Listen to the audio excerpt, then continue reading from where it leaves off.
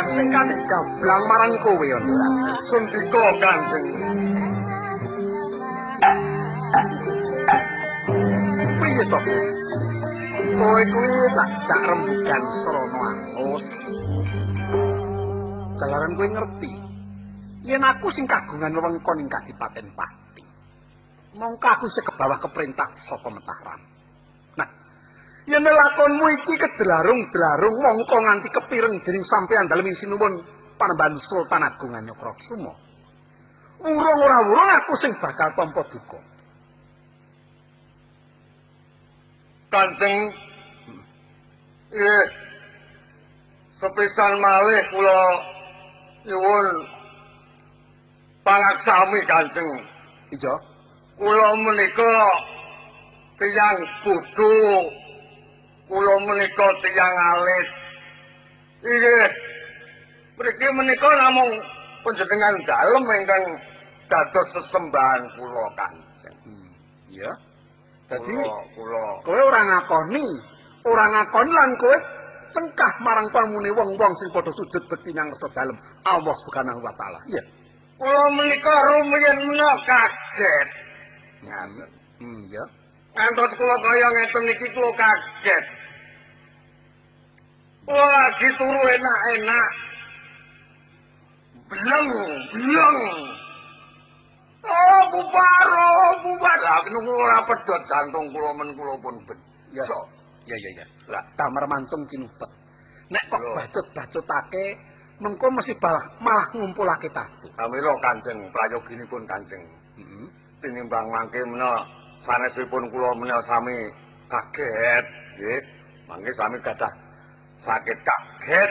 Mila panjenengan dalem kersa menika mbubaraken menawa tiyang ingkang sami melang-melung. Tak kira wong sak jagat pati munggahe sak bawana Mataram iki ora ana loro wong sing duwe penemu kaya kowe. Kula menika pamanggih kula sae lho Kanjeng, sae. Apa yang mungguing kowe? Nanging mungguing bebrayan umum kowe kuwi ala. Niku wong akeh niku bodho-bodho durung iso mikir kok. Kowe cengkah marang tatananing agama, uga cengkah marang tatananing negara. Mula ndorante sepisan meneh aku dawuh. Kowe bisa mareni tumindakmu apa ora? Kula saged mantun Kanjeng. Nek niku tiang-tiang sing do ngebuki lulang niku gelem leren nggih. Kula nggih gelem leren. Nek ngono kowe ngrusak tatanan negara ing Kadipaten Pati ya. Yang ngono kowe wani karo aku. Iya. Mboten Kanjeng kula mboten wani kalih panjenengan dalem. Lah kok dadi kowe malah wani sekecap padha sekecap karo aku. Sopo aku, Nggih panjenengan Kanjenge Bupati. Yen kowe wis ngerti aku pepundenmu, kowe kudu mituhu marang dawuhku. Gugur tak kandhani. Lho, Kanjeng, gugur anu panjenengan kok gugur kowe. Kowe gugur, Kanjeng. Ngake kuping to kowe. Sampan kok suwe-suwe kok ora kena tak ajeni. Lho kok wani karo aku ngerti kowe pancen wani. Lah kula wedi napa sing kula wedeni. Ya, boten ketang wae kula ngadeg rada. Uyutan. Ya. Aku kula kepeksa kula mang antemi.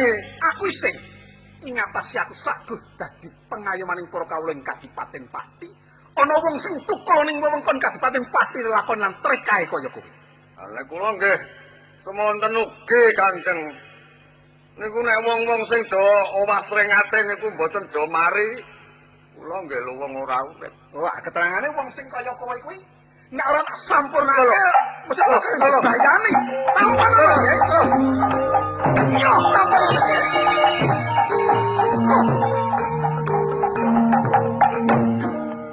Lah ya. Ondoran tak tamani. Pusaka sifat kandhani Kadipaten Pati. Ilang tak. Terangane ngedir-dirake wong. Panten duwe kaluwihan tinimbang karo kawula panjenengan. Ya. Wah bakal bisa rampung yen kaya ngene. Renenging pati sing ke bawah ning kraton Mataram. Becike aku bakal sowan munjono ngesuk dalem sampeyan dalem ing sinuwun. ana ing kraton Pati. Wis mangsa bodho. Wicaksana dalem mongko bakal main. Wicaksana dalem.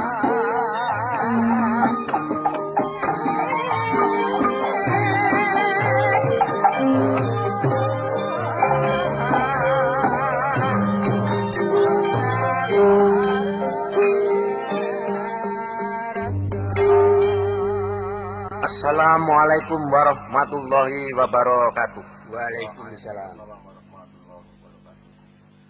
Kabeh para siswa kang padha sowan menyang Tuban ngene. Luwih dhisik awake dhewe padha memuji menyang pangarsaning Allah Subhanahu wa taala. Dene ing dina iki kabeh para siswa bisa pepanggihan kanthi manggih karahayon. Kiai Krinting Wesi lan kabeh para siswa. Yektine wis suwe banget pangajapku anggonku kepengin nglumpukke para siswa saka ing Tuban kene. Inggih menika Sang Ustaz. Ingkang dados pangantu-antuning manah kula. Menawi Sang Ustaz sampun kepareng ngempalaken sagung para siswa. Mestenipun wonten satunggiling pepethingan ingkang nedya kababar dumateng sedaya para siswa. Nggih, nedha nrima sanget menawi Sang Ustaz menika nggih rila legawa badhe masrahaken menapa ingkang dados kagunganipun kangge para kanca-kanca siswa wonten ing Tuban mriki. Aku manungsa lumrah. Ora teges aku ngrumingi marang kersaning Allah Subhanahu wa taala.